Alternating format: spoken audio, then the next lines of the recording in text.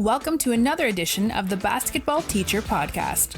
Our mission is to bring you discussions on a wide array of topics in the coaching world to grow players on and off the court. You can connect with us on YouTube, Facebook, and Twitter, and also reach us directly through email at basketballteacherpodcast@gmail.com. Now, here's your host, Coach Mike Hernandez. Welcome to part 4 of our teen mental health series here on the Basketball Teacher Podcast. If you haven't already, I highly recommend you check out the first 3 parts. And if you have watched all 3, thank you so much for joining us here for part 4. Now, for those coaches listening who are teachers, you probably work with some wonderful individuals who help and guide our students who aren't necessarily classroom teachers. I know in my teaching role, I have many professionals and many people who work in the school who aren't classroom teachers who do so much for my students. For those who aren't teachers and who are coaches, I hope that today's episode will give you some information about a staff member who plays a critical role in a school's success, and that is the counselor. Today's episode will hopefully help you, the listener, learn the role of a school counselor and how we can advocate for our players to use their counselor, as well as make sure that we as coaches have some sort of a relationship or at least an awareness of who our players' counselors are and are making the effort to reach out to them, form a connection with them, and help guide our players with the help of a counselor as they go through their own personal mental health journey. So to help explain their role as a counselor and bring insight to this topic, I'm very happy to be joined by School Counselor Matt Kesner. Matt, how are you today? I'm good, thanks. Thank you. Thanks for having me on. Yeah, I appreciate it. Really looking forward to this one because this is a role that a lot of schools have in some capacity, and we'll get into this a little bit later. And I think that oftentimes, at least I know in my experience, I probably haven't used or connected with my counselor as much as I should have, just because I don't see them often. And so I think this is a good reminder, even for teachers, to kind of remember like what the counselor does, what they can do for our students, and how we can work with them. So I'm looking forward to this. So Let's get started with you, Matt. Let's get started with kind of your journey that kind of led up to you deciding that being a counselor is what you wanted to do. Yeah. So like, I grew up in a pretty average size public high school, and we had school counselors there, and they were there in the building. Never really knew what their role was. And then I went off to college, and while in college, I was volunteering. This was like probably, like that top 10 list of worst jobs you can have. This is pretty high up there, but I was a sex ed teacher for our county. And so I would go into middle schools and high schools and give like a holistic approach to, sexual education. I helped the health teachers out, and it was okay. It was terrible, but it gave me a paycheck. And while doing that, I was working with the school counselor of those schools, and they would give me a list of names like, hey, talk to these kids, make sure let's do a group, and let's work with these guys and like help build some skills just around friendship, relationships, things like that. And to me, I was like, I don't know what this person's job is, but I want to do what they're doing. I had no idea it was actually the school counselor because my experience was just so different growing up. So once I found out that was a school counselor, I thought, okay, what do I need to do to have that job? And so I finished up my undergrad, went over to grad school, and became a school counselor so I could start working with kids who were kind of at the worst point in their lives. Like they're in a really bad place, and they needed some guidance and some help and some direction. And I was honored to be able to do that. And this is my 9th year as a school counselor, and I absolutely love it. I've coached a few years cross country and track, and that was fantastic, but I just absolutely love getting to work with kids and helping them find the solutions to their problems or challenges, and seeing them succeed. It's really cool. Yeah, absolutely. And it's funny you mentioned about your experience with counselors kind of as a student, because I was the same way. Like I think I knew that one existed in my school, Yeah. but I didn't know what they did. I never saw them. I knew Yeah. they were there, and I think that unfortunately might be an experience that a lot of high schoolers may have had, and maybe it's changed. We'll talk about that a little bit more, but I think that regardless of whether you're a coach, whether you're a teacher or a counselor as you are, there's so many different ways that we can positively impact student lives. And it's great that your passion is with counseling while some are in other fields. But I think as long as whoever it is that is passionate about that job, whoever's doing that job, that feels really strongly about it, I think it's for the betterment of the student, and hopefully it makes a positive impact on their life. So that's great. And so Yeah.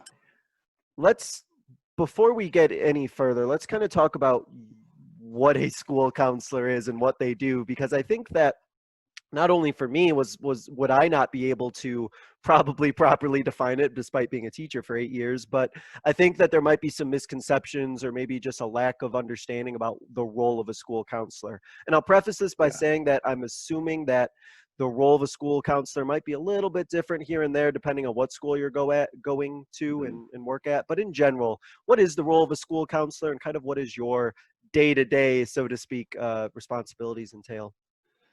Yeah. Well, and I would even say uh, the role of the school counselor changes not just school to school, but like I'm fortunate enough to have multiple counselors in my building Mm. that I can collaborate with, and each and every one of us are completely different. We each have our own style and our own approach to working with kids, um, and so I would say the role changes. Obviously, each person's different, but in general, our job as a school counselor is really to be an advocate for the student themselves. So many times kids come in my office and they say, first thing they say is, am I in trouble? And I'm like, no, that's next door. That's the principal's office, not me. And because I really see my role as being the kid's advocate and walking alongside them, which that could be hard, especially when they've made a mistake. They've clearly made a mistake, and the parent's mad, and they're going to get in trouble with the school, whatever the situation is. Right. And I want to just stay alongside them and help advocate, like, hey, this is where you made a mistake. Let's look for a solution and how you can grow from this. Uh, and I try to avoid, and I think most school counselors try to stay as far away as possible from that discipline side, because Mhm. we just want to be their advocate and to kind of work with them alongside them. I mean, we do spend a lot of time, working on problem solving skills, but also we do get a considerable amount of just counseling, just therapy. Uh, Kids come to us for all sorts of reasons, and sometimes it's I need you to write me a letter of recommendation, and other times it's a kid is in an absolute crisis, and if they fear if they go home they will hurt themselves to the point where they may not survive that self injury. Mhm. So we get the whole gamut, like write a paper and call 911. It could be all of it in one day. Yeah. Right. And so it's the type of job where your role and the hat that you have to put on, I can imagine, kind of shifts and changes depending on the interaction with that student, depending on what that student needs, like you said, whether it's problem solving or therapy, and that you have to kind of adjust to meet the needs of that student where they're at. Yeah, absolutely. Yeah. And so let's talk really quickly about who goes to see their school counselor. Is it a process where a student is referred to see you? Can students kind of advocate for themselves to come see you? In your experience, how does that work in terms of who you see? Well, I think so. Again, uh, I never knew who my counselor was growing Mhm. up in high school. Um, I think most kids in a school do not know who their counselors are, and I know this because in our school we're set up where I'm the undergrad counselor, so 9, 10. And then the upperclassmen, they have another counselor. Mm-hmm. And I'll have kids come to me as a senior, and they'll say, "Hey, Mr. Kesner, will you fill out this recommendation form?" And I'll say, "I haven't been your counselor in 2 years," and they're completely caught off guard by that. Like, so I think a lot of kids don't come see their counselor. They avoid them. They don't think they don't think they need to speak with them. So the kids who tend to come to us are either referred by a teacher, by a friend, or someone else in the building, or a parent reaches out and says, "Hey, Billy's really upset. Can you call him and talk to him?" Or we're really struggling with this application process. Can you help us? Give us some pointers. So it can. That's generally how I see kids come to my office. But I have a bad reputation in my building of never being in my office, because I know from my experience, kids aren't coming to me.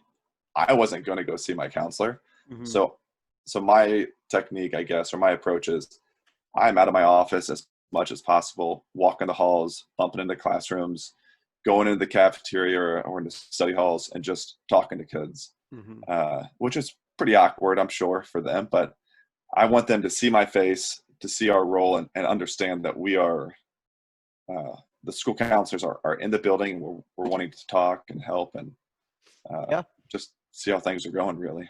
Well, that makes a lot of sense that you do that in terms of being visible and being out there, because I know for me as a student, I would be much more likely to talk to my teacher or people I see and people I have a relationship with, and to talk to a counselor, I know would be a little bit difficult for me if I didn't know who they were, because I wouldn't trust them, because I wouldn't have seen them. I wouldn't know who is this person? Like it would seem like I'm like going to some like dark room and with some unknown figure or something like that. So yeah, I think it is really, really important to kind of be visible the way that you are. And one of the things that resonated with me is you said that you do see people on the recommendation of a parent and of a teacher. And it seems to me that a coach could potentially do that same thing, where if they notice something and they can say like, "Hey, have you like talked to your counselor about it?" And so coaches themselves, it seems, in your situation have just as much a part in being that advocate for a student if they need to. Absolutely. And I think like any person, any adult who says, "I'm going to invest X amount of hours per week helping high schoolers or middle schoolers or even college athletes," regardless of being compensated for it, if you're taking time out of your life to go pour into other humans, that says something about you as an individual. And that also puts responsibility on you as a coach, as a Boy Scout leader, as a teacher. Like you are a beacon in that kid's life, and you're either going to be a good beacon where they see you as a good role model, as an example, as someone to aspire to, or you're the person that they see in their life as, "I don't want to be like that guy."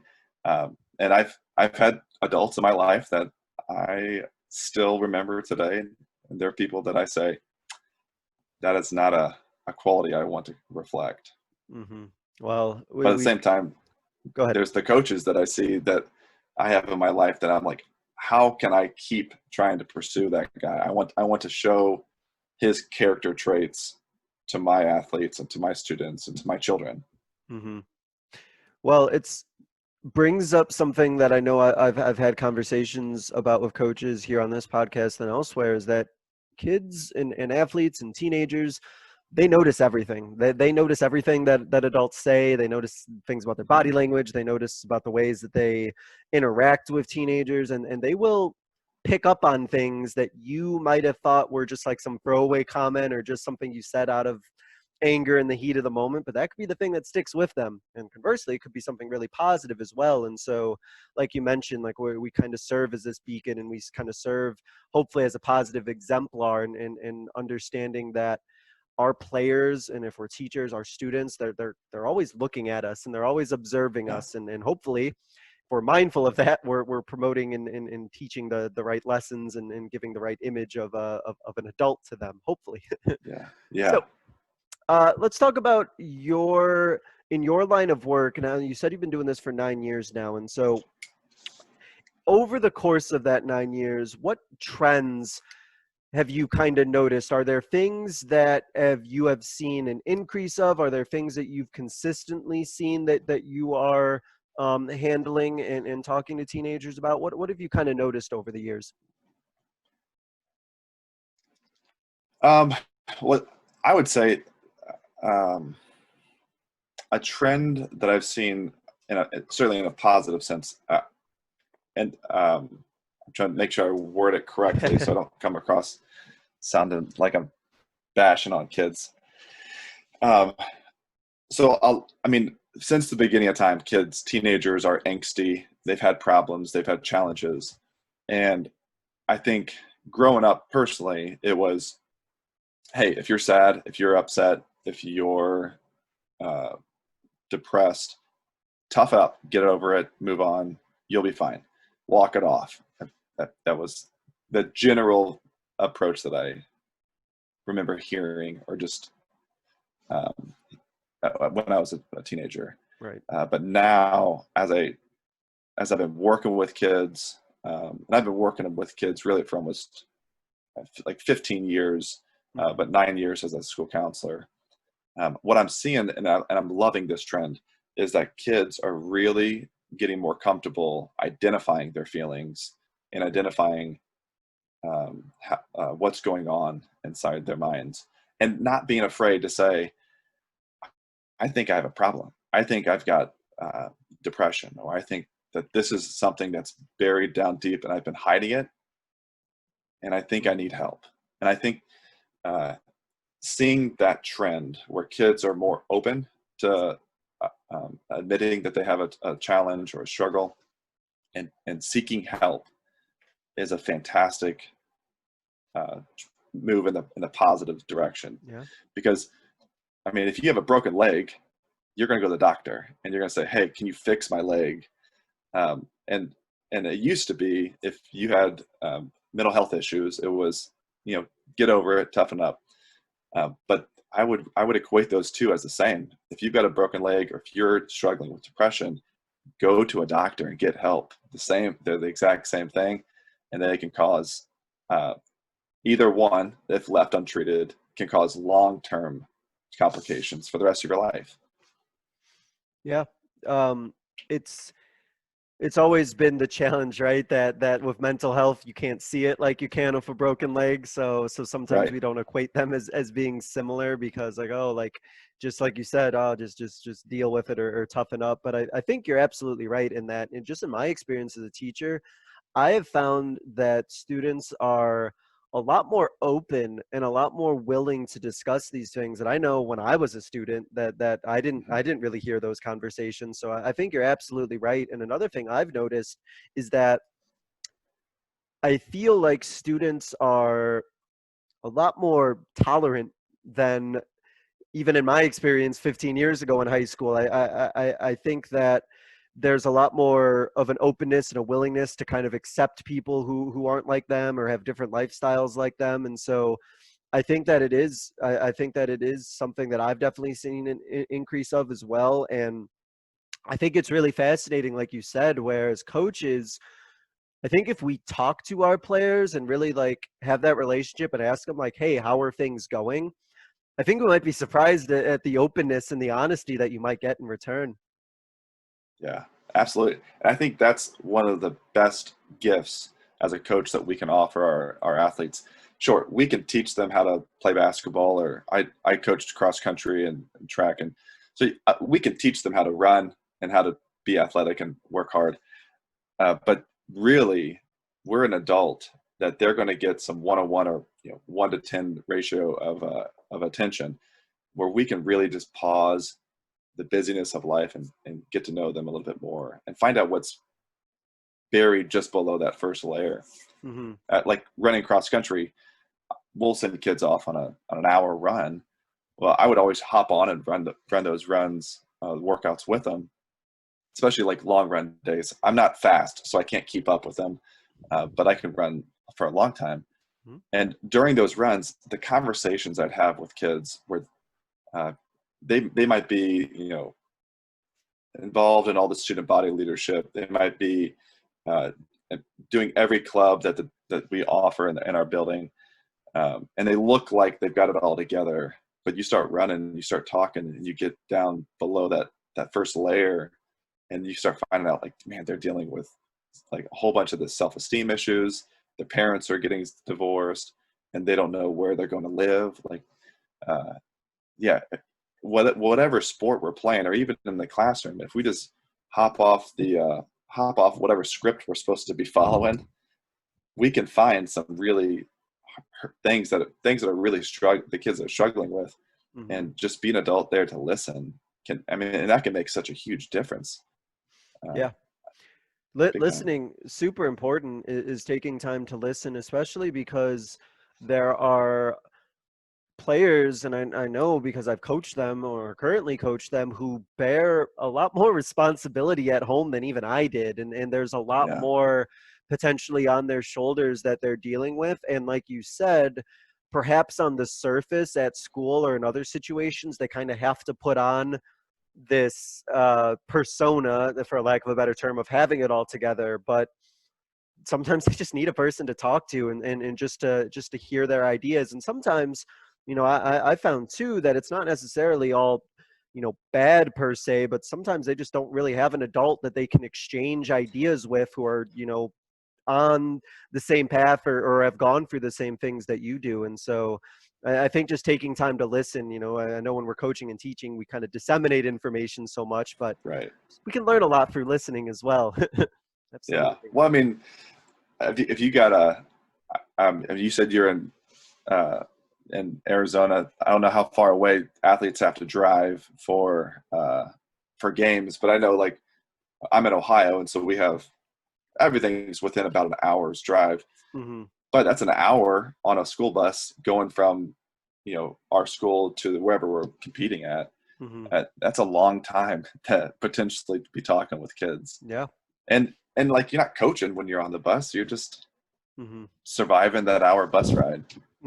Yeah, you're absolutely right. And then in those moments where, you're just on the bus or whatever the situation may be, to just have those conversations and take time to listen, and at the very least, just kind of be there. And just, like, even if you don't necessarily need to talk, just the fact that you're there and you're somebody who's a trusted adult, you never know when that conversation might happen where a player needs to speak to you. So yeah, taking that opportunity is really key.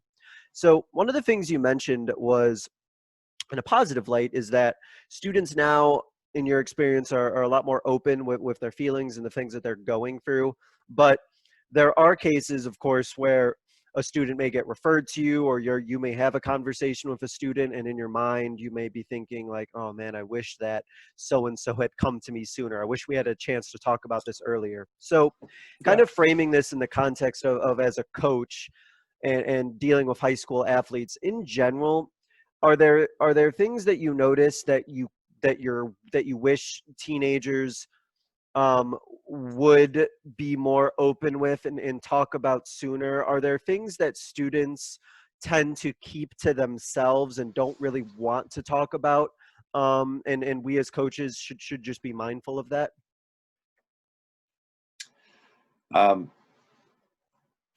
Yes. So I think when as you're asking me that question, the scenario popped in my head, like, over and over and over, and that was the kids who come to my office and say, hey, I have this friend, I've been talking to him, nothing seems to be working, can you help me?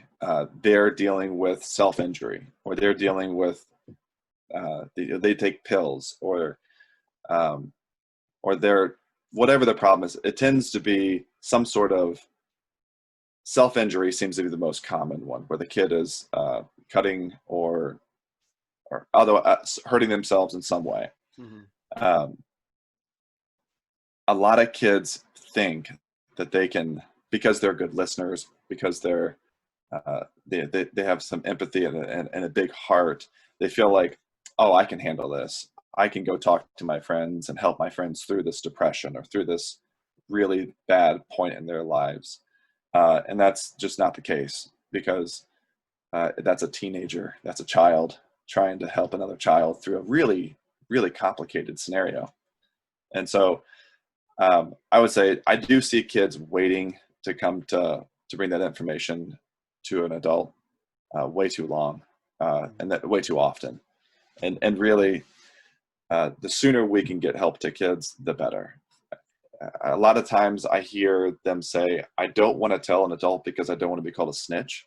And I think if I could go into a teenager's mind in 2020 and get rid of one concept, it would be that concept. Because like, I'm in my 30s, and if I go into a gas station and someone comes in and they're going to rob the place, I'm not going to hesitate to call the police, because that's what you need to do. There's someone who's about to rob this store.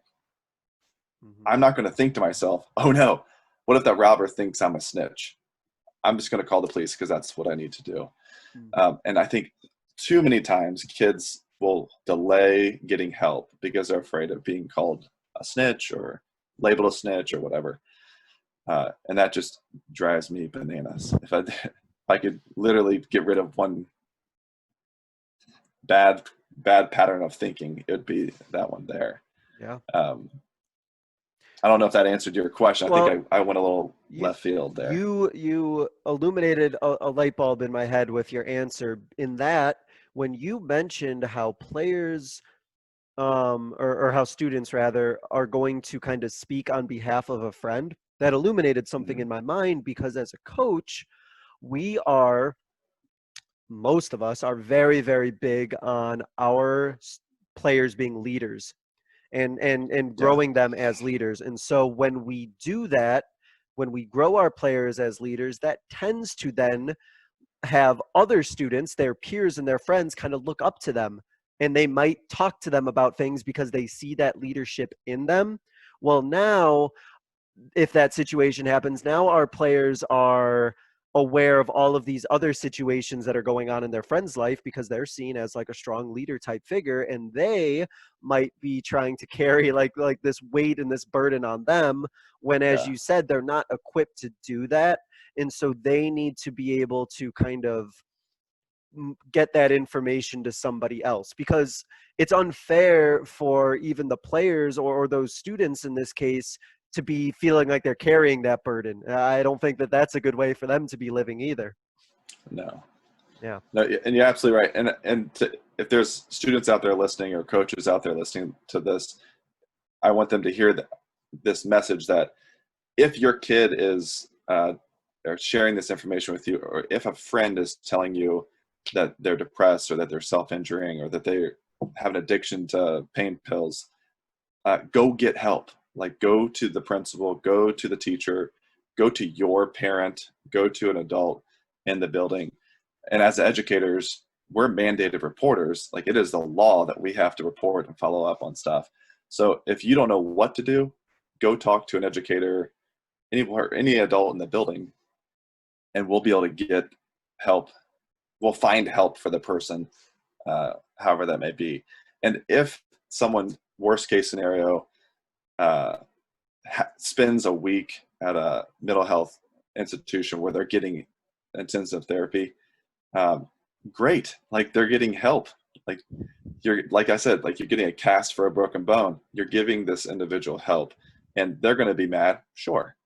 But 10 years down the road, 20 years down the road, they're not going to be upset with you then. They're going to say, okay, that was a low point in my life, and I'm really appreciative that someone stepped out of their comfort zone to give me the opportunity to get help. Well, the part that you mentioned that I want to make sure that we touch on is especially a mandatory reporter. That is definitely key. In previous episodes, we've talked about just how important that is. And I think the part that you mentioned about how the kid later down the road will be very grateful is something we need to keep in mind, because as coaches, like, things like mental health are things that we have to definitely be aware of, and we definitely have to make sure that we are putting these players in the right position to see their counselors or see whoever it is that they need to. But self-harm and self-injury, at least in my mind, like that's a whole nother level, because that's not only is it a sign of something mental, but they're physically hurting themselves. And so at that point, like that, I feel like, and you can speak to this, like when if a coach sees like something with like self-harm, I feel like there's certain steps that need to be almost jumped and skipped to. Like there's a certain point you have to automatically get to or go to in terms of people that you contact and see when that's something that you notice. Yeah. So am I correct in thinking that? Yeah. Am I correct in thinking that? Like, is that like if you see self-harm, like there's certain things that you sort of like just bypass, and you have to like go to people right away when you notice something like that? Yeah. So if when I was coaching, we would run cross country, and cross country uniforms are they're just very small, small shorts, usually like a singlet. So if someone does have scars on their arms or their legs, you can't hide it in cross country. In track, they're just very obvious to see. And so if usually what I would do, and this is different because coming from a school counselor who's also a coach, like I'm more, I guess, more equipped than a typical coach. But yeah, as soon as I saw any signs of self-injury, fresh signs of self-injury, parent was contacted right away. I contacted our head coach to make sure that they were aware, and our athletic director was in the loop, and I believe some administrator from the building. Typically, it was the school counselor, and then they would relay it to the administrator. But being in the building, I knew who to talk to, what avenues to follow. But I would say if a coach sees someone who's actually like fresh scars or fresh wounds from self-injuring, a parent needs to be involved. And if the coach is not comfortable talking to that parent, they need to involve their athletic director or the principal from the building, and get that information to the adults, to the parents of that child. Mm-hmm. Yeah.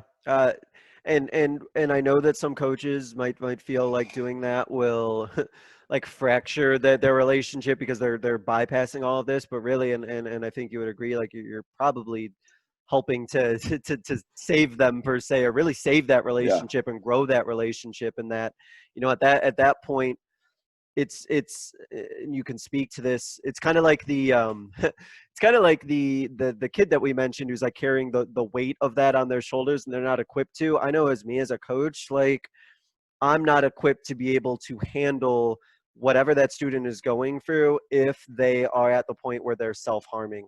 I think that's an accurate assessment. Oh yeah. And myself included. I mean, even as a school counselor, I've been doing this for years. There are times when I'm working with a kid that I say, okay, this is no longer within my scope. I need to go to a professional who's above me.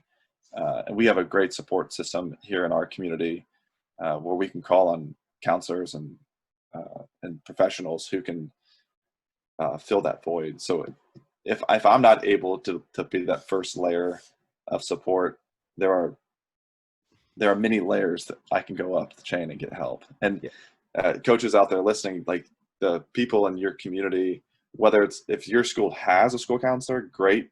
If they don't, the administrators in that building should know how to contact someone. And if they don't, go to Google, like just hop on Google. I think it's psychology.com or psychology.org, but you can pull that website up and you can search your area and find a specific therapist who can, and you can like filter it like you're on Craigslist or like shopping for a car. You can I want a male counselor, I want a female counselor, I want someone to work in this specific area. So it's a good website. I wish I knew if it was .org or .com. Well, what was, you said it was psychology? I think it's psychology.com. Psychology. But you can find a therapist real easily on that website. Oh, psychology.com. Okay, great. I think, there's a whole therapist directory there. Looks good. Okay. Yeah.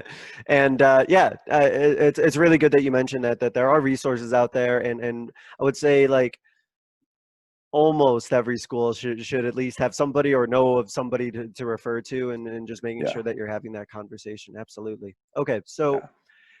kind of moving to a prevalent subject I know in my teaching experience, and probably in my coaching experience as well, is the impact that a parent figure, a father, a mother type figure can have on a student. And before we speak to it more on a positive level, let's kind of talk about your encounters with students in terms of, do you find that you interact with students who are either missing these figures in their life, or maybe don't have positive parent-like figures in their life? And if so, what challenges are unique to those students who don't seem to have those figures present in their life? Yeah, I mean, I feel that uh, we, just like you can't choose to be a Division I athlete. I mean, you could work at it, obviously, but when like you're just born gifted to, generally, if you're going to be a D1 athlete, you can't choose your parents as well. You can't choose to have the best parents or the worst parents. And so I think our kids will. It's kind of just the luck of the draw, I guess. So you could have a stellar athlete, a really fantastic athlete, and their parent can just be a complete knucklehead. And really, I've seen in my experience, I've seen where parents have actually almost sabotaged their child's D1 opportunities for scholarships. Um, I don't think necessarily in my experience they were doing it intentionally. I think they were just they didn't have the skills to help support their child, Yeah. and really were kind of sabotaging them with talking to coaches and recruiters and trying to work the deals. Yeah, they were kind of hurting them, and I think that just it's going to happen for every coach. You're going to have a fantastic athlete and a goofball parent, and vice versa. You're going to have parents who played in college and their kids are just too soft. They don't have that inner drive to be as competitive as their parents. Um, and I think so. Some of the challenges specifically that I see for those kids whose parents aren't the greatest, it looks to me like it's just a huge missed opportunity for that kid to develop even more skills. And so I think of like my son plays club soccer, and there are parents on the sidelines when we go to these games. Their kid might make a mistake. First of all, I don't know anything about soccer. I just go and cheer my son on. I'm like, work hard, keep running, don't give up. That would be me coaching soccer. So yeah, it's the best advice I can get. Yeah. But there are other parents on the other team who are like nitpicking every single detail, like kick with your right foot, not your left foot. What are you doing aiming for that corner? I don't know. And the parents that come up with excuses over and over and over, in my opinion, tend to be hurting their students or their children, because sometimes you just have a bad play. Sometimes you're playing a team that's just better than you, and no excuse is going to make that any different. Yeah. What does make the difference, though, is letting your son or daughter know, hey, were you working to your highest ability? If not, what do we need to do to get you to your highest ability? Are you finding a way to overcome this challenge? There is a challenge in front of you. That team is better than you. How are you going to overcome that? Right. So when you have a knucklehead parent or a parent that is kind of sabotaging, it's a missed opportunity for that kid to then see that as an opportunity for growth. And that's where coaches come in. And that's where we can teach our athletes that grit that's needed to say, hey, you don't have it right now, but let's work next week. Let's work on these skills so that when you play them again, you're ready. Yeah. I don't know. Well, you started to answer the question I was about to ask you, which is great, in that when we have players who don't either have the best parent figures for one reason or the other, or like absentee, or just parents who aren't around. Like there's a whole bunch of situations that I know come up, is that there's something then that's missing in that child's development because they don't have that parent figure. And whether we like it or not, as coaches, we sometimes end up assuming in part a parent like role with our players, and we Yeah. kind of have to fill in maybe some of those gaps that they're not getting at home. And so one of them that you just mentioned, what was about this idea of grit. Are there others that you think that as a coach we may have to demonstrate because they're not getting it from the adult-like figures at their home? I know it's complex for us to have to almost put on a parenting ad, especially if you don't have kids, but are there some other skills that you think we need to make sure that we're mindful and demonstrating to just basically be like good adults or represent like what a good adult or parent would be like? Oh yeah. I mean, I have seen, I think this was basketball. It was in our gymnasium, in our Mm-hmm. arena that we have. But I remember seeing a parent just losing their mind. And I'm sure the more I get to know soccer, the more I'll get more competitive, and I'll get more boisterous with my kids. But I don't know what to tell them that they're doing wrong. But I Mm-hmm. saw a parent kind of just losing their mind, that their daughter was not playing correctly, and that kid then got benched for some reason, and the coach, because I was sitting behind him, and the coach start talking real quietly to this kid, and I was like, man, that is a great technique they're using there, because I know the coach.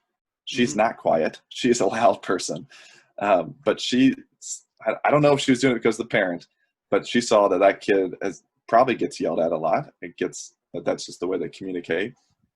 So she got down, got quiet, and she was doing that kind of like a intervention specialist technique to help that kid Yeah. figure out what they need to be doing Right. differently.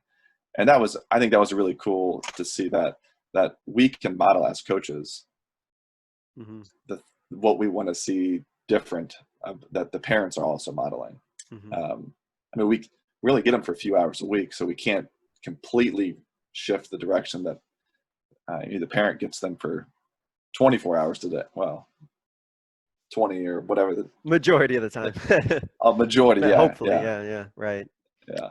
Well, But we can just give little nuggets and little tweaks to that mhm. to try to make them a little bit better athletes. And I think that that's important then for coaches to make sure that you know who the parents are. And I'm going to just make this very clear. I have majority of the parents, like a vast majority of the parents I've worked with as a coach have just been wonderful and awesome and are Oh yeah. promoting the same things I am. And so I want to make Yeah. sure that everybody listening knows that too. But there are going to be, unfortunately, there are going to be situations where you're going to see behaviors perhaps from some parents, and and like you said, you can extrapolate those behaviors and say, okay, if they're happening here, they're probably also happening in all these other facets of life. And exactly, like, we have to promote what we think are our values. And I think it leads to a kind of a bigger idea where what we do as coaches is really just beyond our sport. And you can speak to this too, that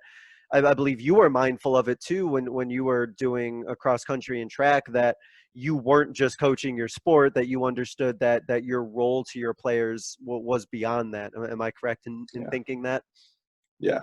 Yeah. And I was never a stellar athlete. In fact, Mm-hmm. I never ran even in high school.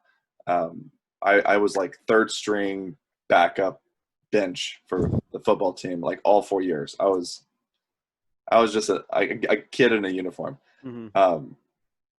So I never ran ever really until I got to cross country and track when I started working.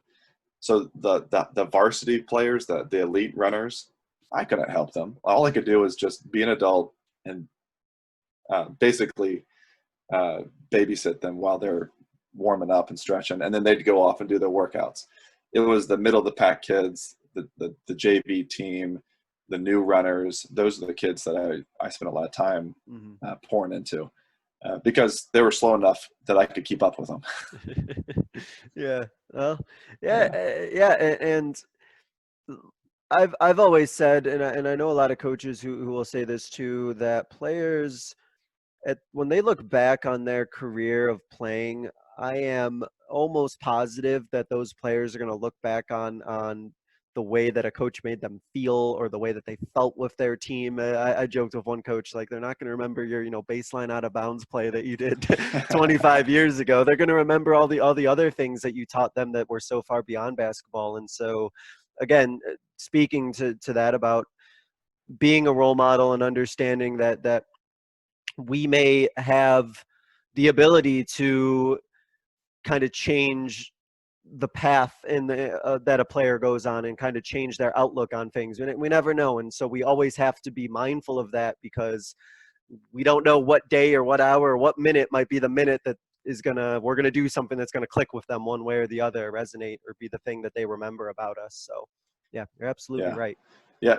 To that point, this might be a little tangent here, but oh no, love it. Go ahead. So, like I said, I ran, I played football all 4 years in high school and was terrible. Like, as a coach, I would have hated to have me on the team just because I was not a good athlete.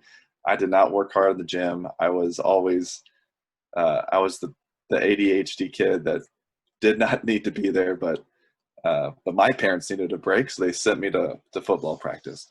My coach, I had him, all 4 years. He was our wide receiver coach, and I was not athletic, so I was not very good I was just not good on the team. He would give me a hard time about how slow of a runner I was. And actually, my nickname the coaches had for me was Flash. And do you ever remember that TV show, Coach? I think it's like yes, I think I do. It's jogging something in my memory. Yeah, it's like they're in Wisconsin football team, and there's a bunch of coaches. Okay. Well, one of the coaches had a dog as a basset hound. He pulled in a wagon. That dog's name was Flash because he was so slow and always slept. So that was my nickname, was Flash. But what that did was, while through high school, I had that constant kind of badgering about how slow I was, how unathletic I was. That when I went to college, what it was is I kind of like grew into my body when I was 19 or 20, and then at that point I started running. And really, every time I'd go for a run, I'd have that coach in my head, like, "Come on, Kesner, like, why can't you run? What's wrong with you? You're so slow." And now, I would say I'm pretty fast. For a guy in my 30s, I'm pretty fast. And I run ultra marathons, so 100-mile race, 50-mile race. Those are what I love to do. And I can, like, if I were trace it back, it goes back to high school. 20 years ago, my coach telling me that I'm not good at running, and that's been a little fire I've had in my belly ever since. And he has no idea because I've gone back and I've talked to him at like reunions and different things, and I'm like, "Do you remember how you always made fun of me for being a bad runner?" He's like, "No, I don't. I don't remember that at all." Yeah. So yeah, we as coaches have huge impacts that could positively impact our athletes. Or negatively impact them. I was just fortunate enough that his like badgering and teasing ticked me off enough that I was like, "All right, I'm gonna prove you wrong." I'm not surprised in the least, though, that he doesn't remember it, because I think we all have that as coaches. Like a former player will come to us like, "Do you remember this?" No, I don't. They'll be like, "Oh, well, it meant like a lot to me, or it did like this really positive thing." Luckily, I think all mine have been positive. But yeah, I mean, it's so interesting that some of these, like I said, these comments or these things that we say or do, and even if it's like repeated comments like that, like we just like forget. I mean, I don't think I would forget if I had a repeated thing like that. I would hope not. That seems a little callous. I think I would remember it because that goes against my personality. But you bring up a great point that you never know what's going to be the thing that resonates with them. Absolutely. So another thing that we deal with as coaches, I know that is on some coaches' minds, some more than others, is the fact that it seems to me that our students are more busy now than like they've ever been before, with clubs, with sports, with tutoring, with work. Like there's so much, it seems, that students are doing. Do you have experience with students who just like feel overwhelmed with everything? And then kind of as an addition to that, are there things that we as coaches can do to kind of ease that burden so that like they're not just completely frazzled and feeling overwhelmed? Um, yeah, so my experience really is in the running sports, and Mhm. I have, I know I'm biased here, but I feel like if you have an athlete who you can say, here is your workout, now go 5 miles away from me and keep working hard at your workout and come back, and I trust that they're going to do that. That kid's got a lot of work ethic. They got a really good set of they're really good integrity, Mhm. and those are the kind of kids that are just, they do everything because they're constantly trying to learn.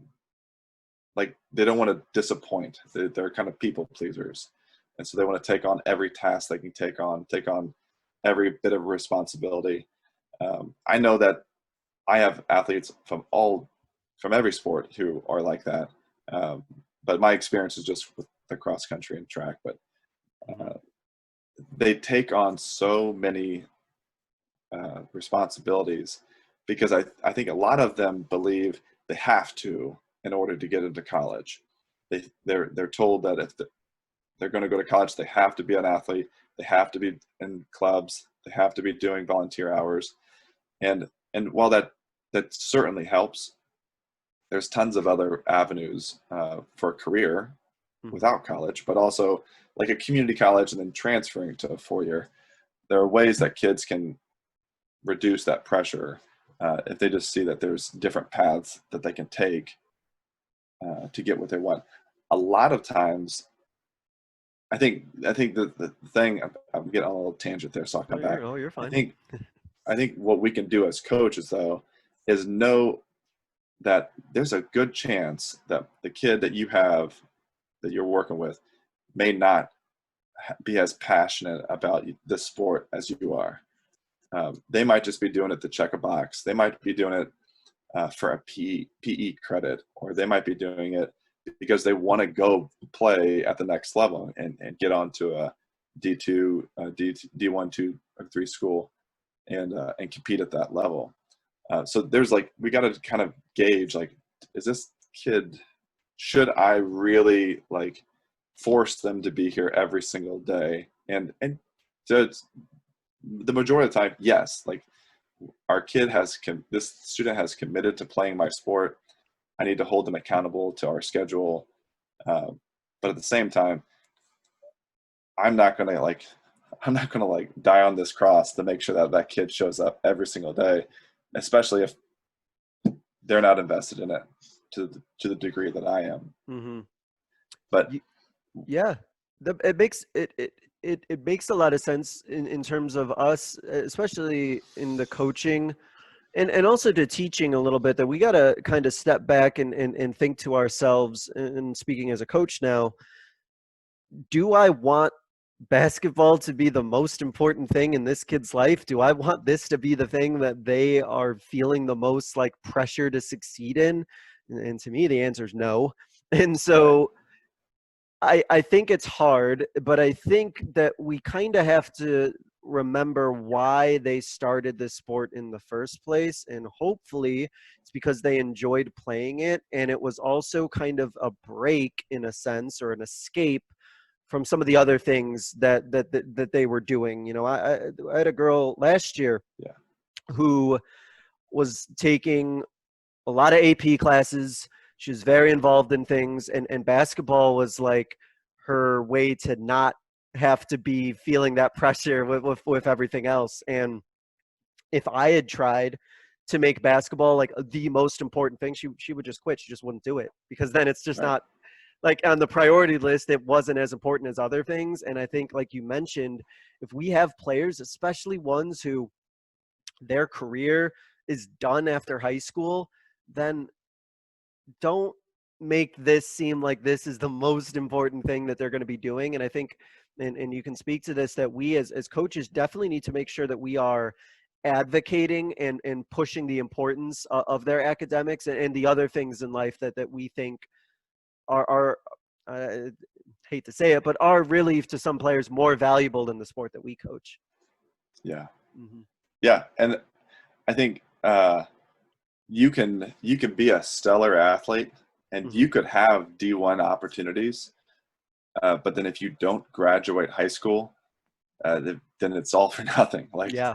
You can't go to play basketball at Duke if you don't have a high school diploma. Like, they're just not going to happen. Yeah. One of the head coaches I worked with, I've always been in the assistant coach role, Mm-hmm. which is why I could ignore the varsity guys. But I had a head coach that I worked with one time, and what I've seen him recently be doing use is the Strava app, and it's an app you put on your phone to record your workouts, whether you're running or swimming or whatever. Okay. And so the kids who would come to him and say, "Hey, I have to go to work," because we did have a number of kids who they had to work for their family in order to help support themselves and help support their family, and telling them, like, sorry, you can't work and support your family. We need you here for this 2-hour workout. I mean, that's just so callous. Like, we can't. Those are the kids who were there because they needed the escape. So this app that he used for the team, he would create the app and say, okay, just or he'd create the team on the app and say, go do your workout and just record it to the app, and then everyone could see that person still did their workout. Mm-hmm. And I think whatever that looks like in your sport, being flexible, especially when it's something like, hey, I have to work in order to keep my family in our apartment or in our house. But I think if we're not flexible, you're right. You're gonna instill in that kid like an undue pressure that is associated with your sport, that 20 years from now, they're going to look back and it's not going to be a great feeling. It's going to be a stressful, bad feeling. Yeah. Well, once we change our sport from something they want to do to something they feel they have to do, then Yeah. Even the results that we're going to get on the court, like they're not going to be that, they're just not going to be there. Like a student who's engaged and wants to be there versus feeling like they're compelled to or have to be there, or like they're forced to, you're just going to get a much different result. Yeah, you're absolutely right. 100%. So before we get into our concluding segment, something I just want to intentionally address with you in your role as a school counselor is, what would you like, based on either your experience or just like thinking about what you would like, what would you like for coaches to do in terms of utilizing a school counselor? Basically, what would be like the ideal like partnership where both sides are working together? What would that kind of look like for a coach who might want to reach out to their counselor and kind of have them be there as a support system? Yeah. Well, I can think of one coach that I've worked with in our building. He coaches wrestling, and he is a great example of a good partnership.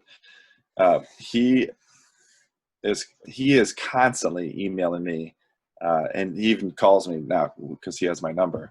He'll call or text me, and we will talk about kids who are struggling academically. He has a way he can pull up all his athletes' grades, and if they have multiple failing grades, he's on the phone with that kid's parent, and myself, and he's saying, hey, we got to do something. Here's where you can go for tutoring. I'm not going to have an athlete on my team who's failing, and actually they could be ineligible, where they're not allowed to compete according to the rules. But he does a great job where he intervenes with those kids, but he's also staying in that same. He's staying in the group. He's not just saying, handing him off to the counselor and like washing his hands. He walks alongside those kids. He's a bigger advocate for his athletes than anybody else I know. I mean, over the summer, he's called me. We had one athlete who had an accident and was pretty seriously injured, and he had called me and said, "Hey, I need you to come talk to my athletes." And so he spent an entire practice where it was just me, the coach, and his core group of athletes from his team, where we just debriefed about like their feelings, what they were going through. Luckily, thankfully, for the student pulled through, and he's doing fine now. But Right. It was just one of those things where I felt so privileged that this coach said, we have a problem, and we want you as a school counselor to come in, because things like that have happened, where after the fact, as the school counselor, I find out, I'm like, oh man, I would have loved to have been there to help be a support. So as a coach, really err on the side of caution and just see if your counselor will come be a support of some sort. Yeah. Because I would rather show up 10 times and only be needed once, just for the opportunity to be there to help that one time, but also to build some relationships with those kids so that they can see me as a trusted individual. Yeah.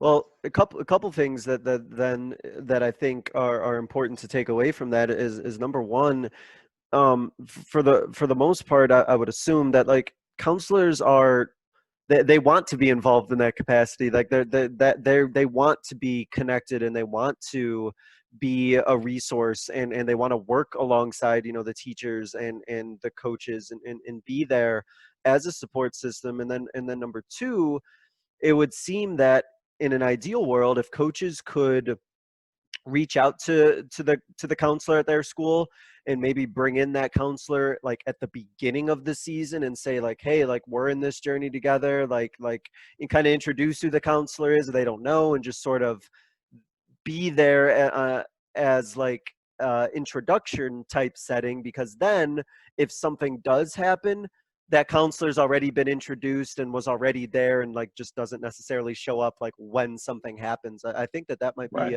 something to consider coaches possibly doing. Yeah, I think that'd be a great idea, because you could also that kind of plants the seed for if there's an issue with mental health or some sort of struggle. But also like the recruitment process is not an easy path to walk. I mean, you got to make sure your grades are in order, you're taking the right classes, but also doing the right procedures with NCAA and so forth.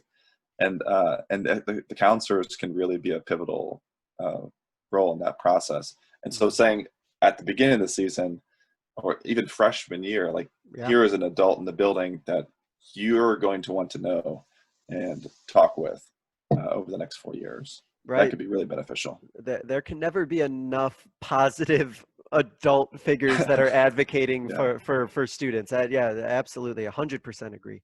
So to wrap up, what I want to let you do is, I want you to think back to a time of a positive experience, of a story or a moment of yours where you either had a breakthrough or something that was just a real positive moment that you think could be insightful or just encouraging for a coach listening. So we're going to end on a high note here.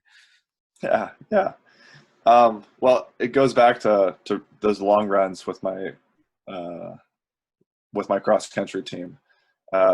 We'd go on long runs. We would just talk with kids, and I had a conversation specifically. This was maybe my second year coaching, where the kid had shared with me that that he was depressed and that he had considered hurting himself. And I know you said end on a high note, so I'll get there. But I know. He had shared all these struggles he was going through, and it started off. We were on a long run, and probably 30 minutes into this run, just a group of guys, and we're just being silly, talking about all sorts of stuff. But he kind of faded off towards the back of the pack, and I stuck with him, and that's when it was just he and I on this run, maybe 100 meters behind the rest of the pack. And that's when he started opening up. And he's like, Coach Kesner, I don't know really how to say this, but can I ask you some questions? And I was like, sure, go for it. And that's when he started asking me about that stuff. And, we talked, I gave him some supports, and we followed up with him multiple times. But now he's, in his late 20s, mid to late 20s. And I was talking to him, I bumped into him at the grocery store. And he's doing so great. He's got a family. He is really just positive, and he's got a really good, he's in a really good place in his life. And he had said, he's like, you don't know anything about running cross country, like at the high level stuff. Cause he was one of the elite guys. He's like, you never gave me any help with that stuff, but I always knew that you were there for me. And I feel like, dude, that's why you did it. Like you made it all worth it. Like 10 years of grinding, like you made it worth it by letting me know that. So we have our athletes out there who hear us, and they're learning from us. We're not always going to hear the good stories. So it was nice to hear this one turned out really well. Yeah. That's great. And what you said is so true. And that you hear one of those stories, you hear one of those moments. It's like, well, everything was worth it. Like everything that I did was worth it just to have that one moment. And so, yeah, that's awesome. I knew you were going to end on a positive note. So yeah. Circling back. Of course. And so to wrap up, what I give every guest is what I call the 60-second soapbox, to kind of reemphasize an idea, get a final thought, a closing thought, kind of a closing message for the coaches or anybody who's listening out there. So I'm going to go ahead and give you the floor, and you can go ahead. All right. I guess if I had a closing thought or a closing message, I want to share, it's this mantra I try to use as what I use to guide myself. And I've seen it everywhere. So this is not an original statement from me, but it's embrace the suck. And what the idea behind that is, like, life is hard. Coaching is hard. Being a teenager in high school is hard. Life is not meant to be peachy and wonderful, and you're on clouds, eating cotton candy. It's hard. And those hard things is where we have the most growth. And so if you can if you're an athlete, or if you're a coach going through a rough time, just understand that these hard times is where we grow, and we grow into better people. And so if you can embrace the sucky stuff that we have in front of us, there's so much goodness beyond this crappy situation that you might be in. And man, that's the motto I try to apply. You can't work in public education and not have that mindset. If you fell into the suckiness, then you'd get buried pretty deep. There's a lot of bureaucratic stuff that makes this hard, but the kids and the families and seeing kids grow, that's the good stuff. Yeah.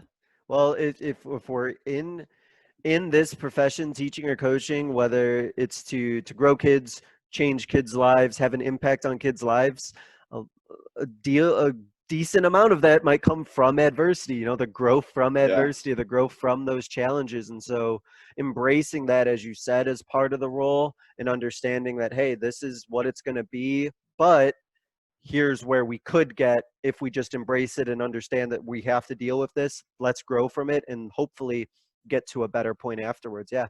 Love that. Yeah. Love that motto. Very, very simple to understand, very easy to memorize too. So love it.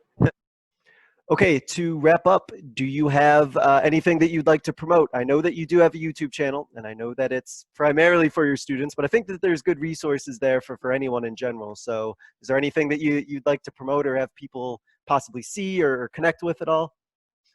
I mean, the YouTube channel is kind of the only thing I have that is worth promoting. And that's just my name. That's I'm sure if you searched my name, Matt Kesner, Kesner, you'd find my YouTube channel, and it's just messages and little inspirational clips for my students.